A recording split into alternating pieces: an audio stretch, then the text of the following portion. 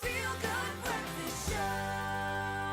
It is indeed, and we're live, large, and in charge on your Monday morning. Thanks so much for joining us as we broach yet another relationship topic. Now, in any new relationship, the first time you create certain, or you do certain things, they tend to become some of the most memorable relationship milestones. And we try as hard as possible to make these memories as perfect as possible. But we all know that we are different people and have different kinds of preferences. And so, should there be a hard and fast rule on how these firsts should happen?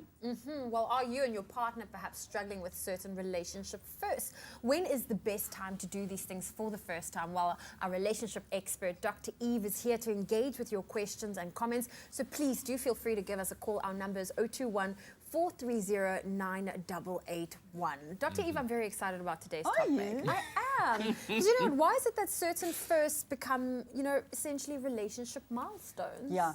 I'm saying yes, they do, absolutely. There is a wonderful piece of research by a man called John Gottman. And what he says is that if you can remember, and I'm sure maybe we've spoken about it before, Kat, I don't know, but I'm going to repeat it because it's that important.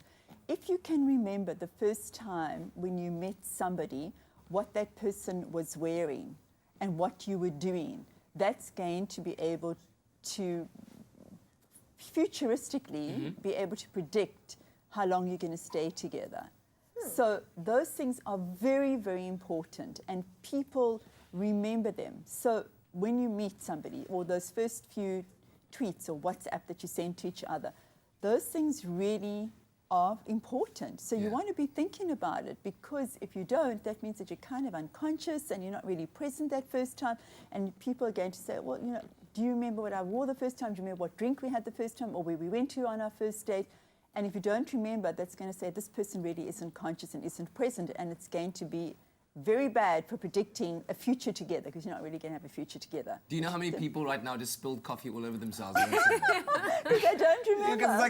Because are we saying that if you can't remember something like that, it necessarily means it's that a bad prognosis. Yes, for the relationship. For a future relationship. But don't break up now. Don't go breaking up.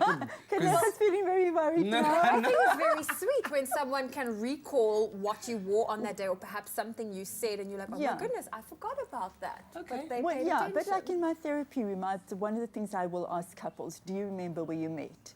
And it's really interesting to see, because there will be tension in that room, because the one person will remember exactly the clothes they were wearing, where they went, what they said, and the other person can't. And it's like that's why they're sitting in a therapy room, because actually the one person isn't really conscious or present in that relationship. So firsts are really, really important, and people think about them a whole lot beforehand. I mean, you think about getting dressed, and you think about the date. I think men do that as well, not only girls, right? I think men do that as well. So the first times are really important. And I think it also talks a lot to something which is called commitment. It's like my Facebook status. I mean, I love the idea of that. When is the politically correct time to be able to do that? When is the politically correct time, as you were saying now, to say to somebody, I love you? When is it politically correct to actually have somebody stay over? Yeah. Okay, well, we're going to take a short break, but Let's do that. Of course, keep our lines open on 021 430 9881. When is it the right time to change your Facebook status to make it... What's it? A fish. Make it a fish. We'll be right back with Dr. Eve. It's my feel-good breakfast show. All right, well, Dr. Eve updating all the followers on Twitter. You can follow her, actually, on which is where this poll that she put up is getting a lot of reaction. We got a caller on the line. Michelle from Centurion. Good morning, Michelle. Hi, good morning. Thank you so much for the call. What's your comment or your question?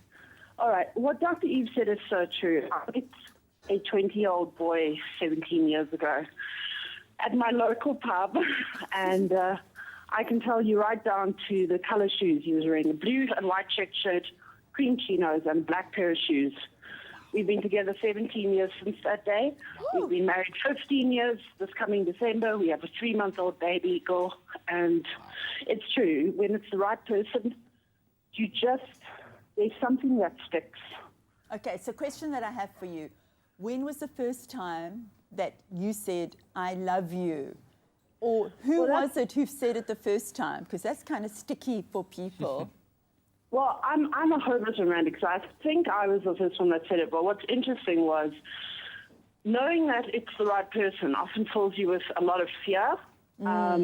We dated for about a month, and then we split up for 2 months, and then we got back together. On the first day we were back together, we went out and had a milkshake, and we were sitting at the table, and I looked at him, and I said to him, "You're going to think I'm crazy."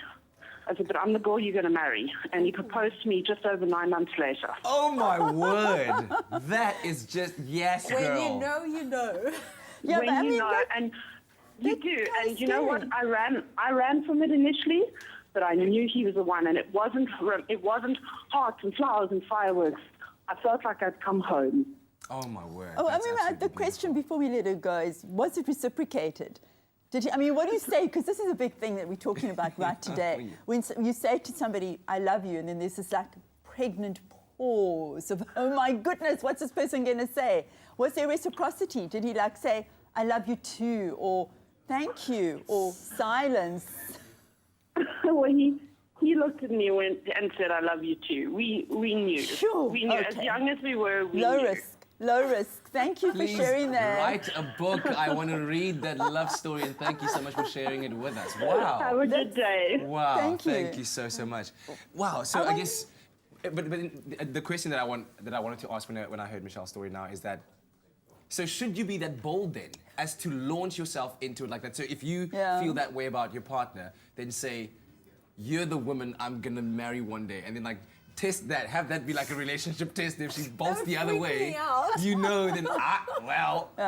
It can also be, I think it's very difficult for people because you've got to have a lot of self-confidence and courage to go into it. It's a timing thing, which is what we're talking about today. When is the right time to say these first things?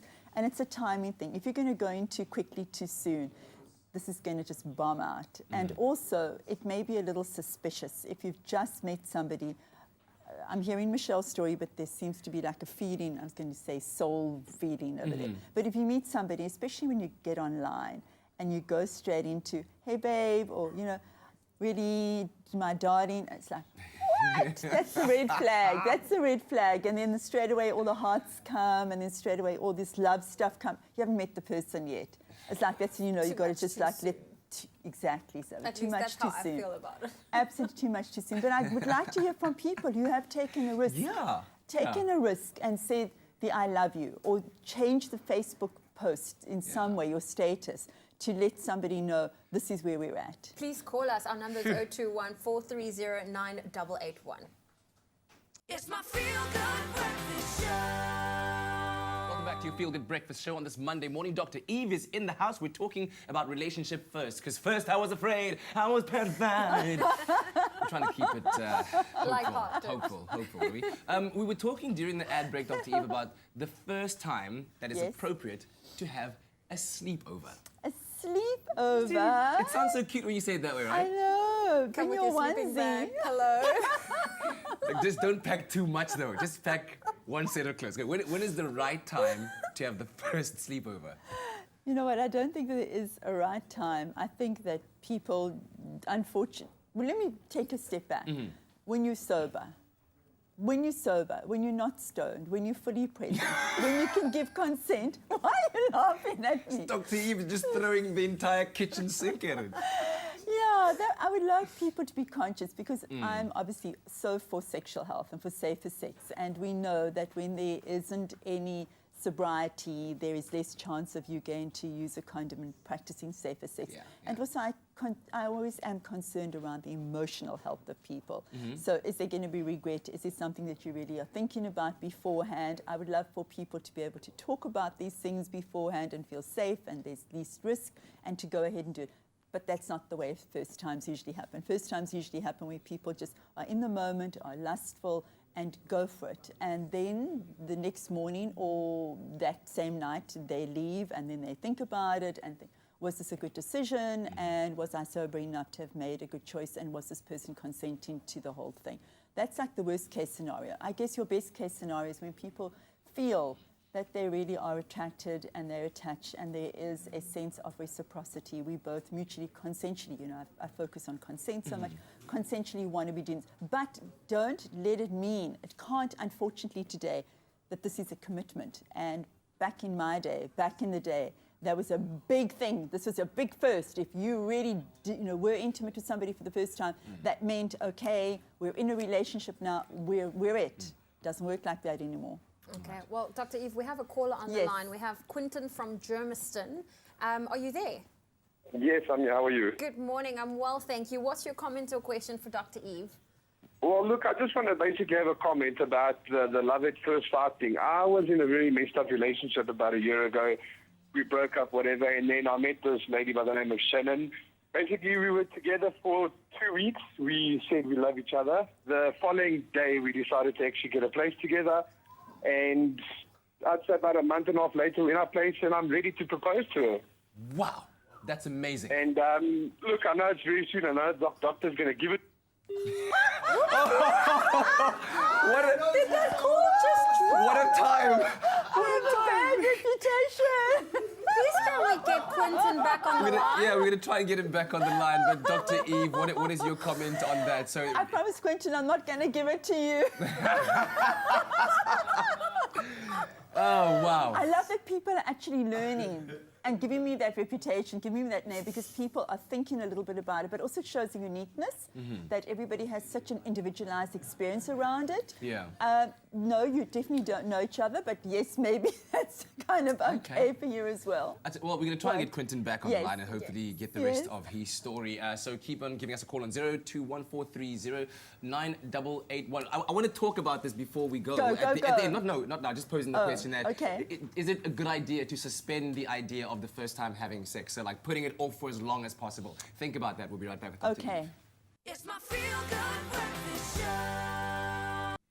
We're back again one last time with Dr. Eve, and we're talking about relationship first. And we've been taking some very interesting calls, some very encouraging calls, I think all pro-love on 0214309881. But I was asking about the idea of suspending the first time to have sex. Is that beneficial for a relationship, do you think? Right. So in an ideal world, we want it, also depending on your age, if there are teenagers and parents who are watching us right now, we always want there to be a delay of your first debut, absolutely.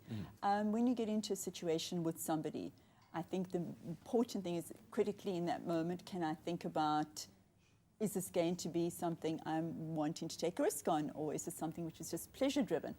But what my expectations? Is this something which is driven by love, or is it just because I'm just feeling horny? What is my expectation around that?